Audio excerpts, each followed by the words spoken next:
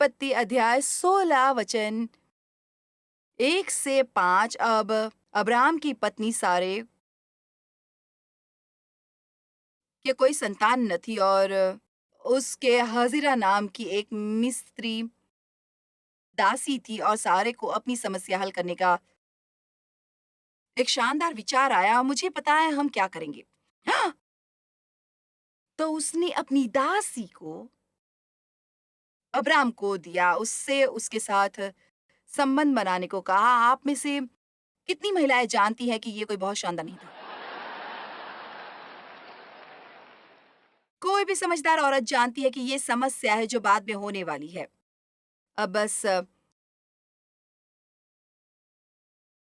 निष्पक्ष तौर से ये ऐसा कुछ था जो उन दिनों अलग-अलग समय पर हुआ, लेकिन परमेश्वर ने उन्हें ये करने के लिए नहीं कहा था। उन्होंने कहा था, मैं तुझे तेरा अपना बेटा तेरे ही अंश दूँगा। लेकिन वे क्या नहीं चाहते थे? इंतज़ार, प्रतीक्षा करें और धैर्य रखें। तो यहाँ केवल कुछ वचन मामला समझने के लिए।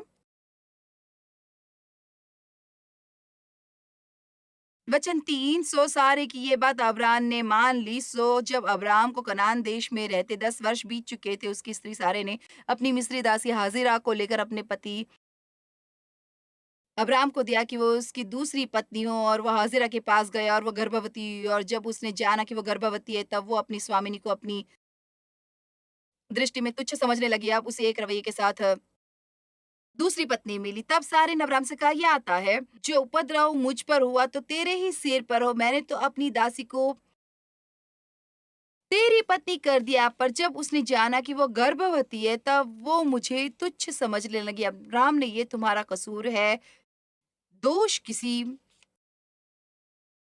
दूसरे को देना। सालों साल मैंने अपने बुरे व्यवहार का दोष इस हकीकत पर डाला कि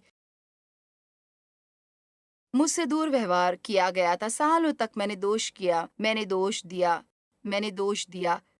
ये कभी मेरा कसूर नहीं था, यह हमेशा कोई दूसरा था, यह हमेशा कुछ और था। मैंने अपनी अप्रसन्नता का दोष कुछ और चीज़ों पर डाला और मैंने बहुत से साल उसी बेवकूफ़ी के पहाड़ के इर्द-गिर्द घूमने में बर्बाद कर दिए। ये मेरा कसूर नहीं है, यही तो है, ये वही तो है। यदि मेरे पास ज़्यादा पैसा होता, मैं खुश होती। यदि मेरे पास बड़ा घर होता, मैं खुश होती। यदि, यदि, यदि, यदि, यदि मेरी पीठ में दर्द न होता, मैं खुश होती। मैं कभी खुश नहीं हो सकती या चाहे मेरे पास कुछ भी होता क्योंकि मेरे पास एक समस्या था।